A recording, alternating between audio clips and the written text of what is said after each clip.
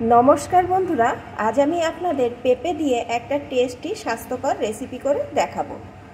যে রান্নাটা যারা পেঁপে খেতে পছন্দ করেন না তারাও কিন্তু আঙুল চেটে খেয়ে নেবেন। তাহলে আসুন বন্ধুরা, রেসিপিটি দেখতে হলে প্লিজ একটা লাইক দিয়ে শুরু করুন। রান্নার জন্য এখানে আমি একটা পেঁপে খোসা ছাড়িয়ে ছোট ছোট টুকরো করে ভালো করে ধুয়ে নিয়েছি। এখন আমি এই পেঁপেটা আরও কি উপকরণ দিয়ে রান্না করি, প্লিজ বন্ধুরা ভিডিওটি ফুল ওয়াচ করে দেখতে থাকুন। রান্নার জন্য কড়াইয়ে আমি একটু সর্ষের তেল বসিয়ে দিয়েছি। আমি কিন্তু রান্নাটা পুরোটাই সর্ষের তেলে করছি, আপনারা চাইলে সাদা তেলেও করে নিতে পারেন, কোনো রকম অসুবিধা নেই। এখন তেলটা ভালো রকম গরম হয়ে গেছে। এখন এর ভিতরে আমি পেঁপের টুকরোগুলো দিয়ে দেবো।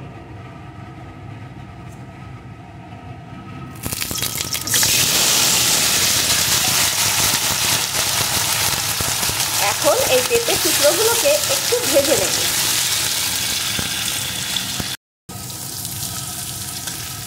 পেঁপের টুকরোগুলো আমি একটু ভেজে নিয়েছি। এখন এর ভিতরে দিয়ে দেবো আমি একটা পেঁয়াজ কুচি।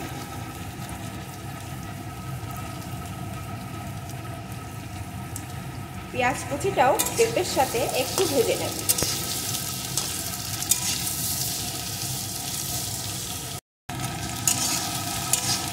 পেঁয়াজ কুচিটাও পেঁপের সাথে একটু ভেজে নিয়েছি। এখন এর ভিতরে দিয়ে দেবো 1 টেবিল চামচ জিরে আদা বাটার পেস্ট, দিয়ে দেবো একটু টমেটো কুচি, সাথে দিয়ে দেবো একটু লঙ্কা গুঁড়ো,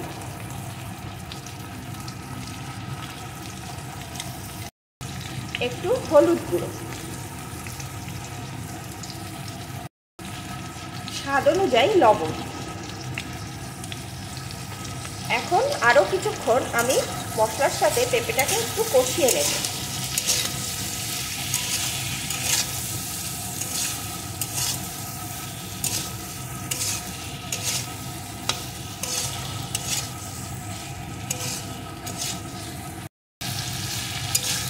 মশলার সাথে পেঁপেটাকে কষিয়ে নিয়ে এর ভিতরে আমি দিয়ে দেবো একটু ধুয়ে রাখা মুসুর ডাল।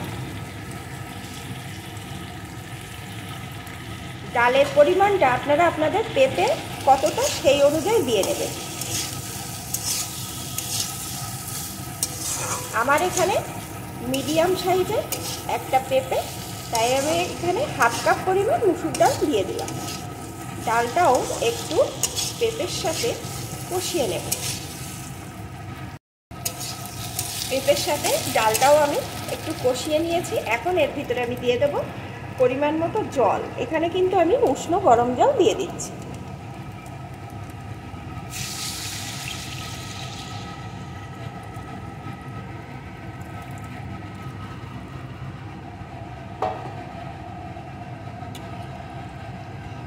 একটু নাড়িয়ে নেব। এখন এর উপর দিয়ে দেবো কয়েকটা চেরা কাঁচা লঙ্কা। ঝালের পরিমাণটা কিন্তু আপনারা আপনাদের পছন্দ অনুযায়ী দিয়ে নেবেন। এখন বেশ কিছুক্ষণ ফুটিয়ে নেব, যতক্ষণ না পেঁপে ডালটা ভালো রকম সিদ্ধ হয়ে যায়। বেশ কিছুক্ষণ আমি এটা রান্না করে নিয়েছি। এখানে কিন্তু পেঁপে ডাল সব কিছু ভালো রকম সিদ্ধ হয়ে গেছে। এখন এটাকে একটা পাত্রে নামিয়ে নেব।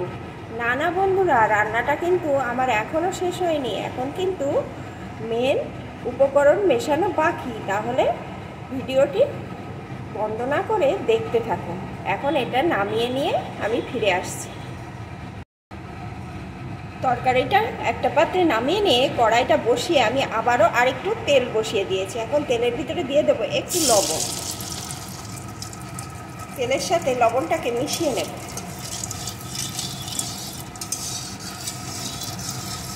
মিশিয়ে নিয়েছি। এখন এর ভিতরে দিয়ে দেবো কয়েকটা সিদ্ধ করে রাখা ডিম।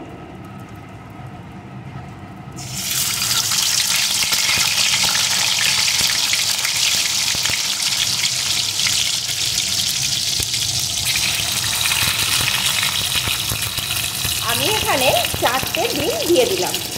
আপনারা আপনাদের পছন্দ অনুযায়ী ডিমটা দিয়ে নেবেন। এখন ডিমটাকে একটু লাল লাল করে ভেজে নেব। ডিমটা এখানে সুন্দর করে ভেজে নিয়েছি। এখন ডিমগুলোকে আমি তুলে নেব।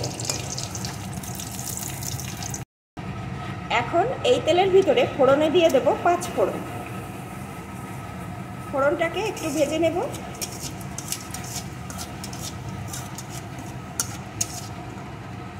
ফোড়নটাকে একটু ভেজে নিয়েছি। এখন এর ভিতরে দিয়ে দেব কয়েকটা রসুন কুচি। রসুন কুচিটাও একটু ভেজে নেব।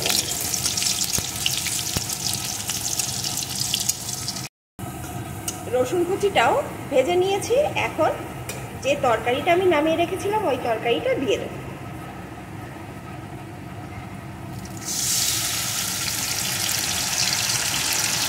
প্রথমে চামচে করে একটু দিয়ে দেবো, তাহলে আর ছিটবে না। তারপরে পাত্রটি ধরে ঢেলে দেব।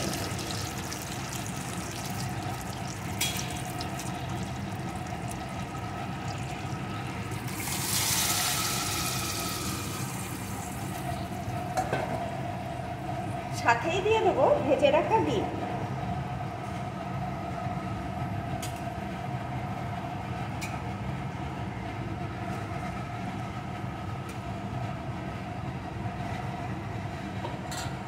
এখন একটু জ্বালিয়ে নেব।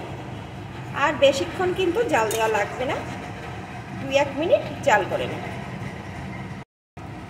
2 মিনিট মতন আমি জাল করে নিয়েছি। এখন কিন্তু রান্নাটা মোটামুটিভাবে আমার রেডি। বন্ধুরা, আপনারা চাইলে এই সময় একটু চিনিও অ্যাড করতে পারেন, তাহলে খেতে আরও ভালো লাগবে। তবে যারা পছন্দ করেন না তারা দেবেন না। অনেকে তো স্বাস্থ্যের জন্য খেতে পারেন না, তাদের দেওয়ার কোনো রকম দরকার নেই। এমনিতেই খেতে কিন্তু অনেক সুস্বাদু হবে। এখন আমি এর উপর দিয়ে দেবো একটু গরম মশলার গুঁড়ো। মিশিয়ে নেব। বন্ধুরা, এখন কিন্তু রান্নাটা পুরোপুরিভাবে আমার রেডি। এই রান্নার ভিতরে একসাথে সবজি, ডাল, ডিম পেয়ে যাবেন। বাচ্চা বড় সকলেই কিন্তু পছন্দ করবে, কারণ বাচ্চারা তো ডিম খেতে খুবই ভালোবাসে। তাই এইভাবে যদি করে দেন, ডাল, ডিম, সবজি সব পুষ্টি একসাথে পেয়ে যাবে। আর এটা কিন্তু খেতে খুবই টেস্টি হয়। আপনারা বাড়িতে বানিয়ে অবশ্যই এইভাবে খেয়ে দেখবেন। আর আমাকে কমেন্ট করে জানাবেন আমার এই রেসিপিটি আপনাদের কেমন লাগলো। ভালো লাগলে কিন্তু অবশ্যই একটা লাইক দিয়ে দেবেন। এখন এটা আমার একদম পুরোপুরিভাবে রেডি, আমি নামিয়ে নেব।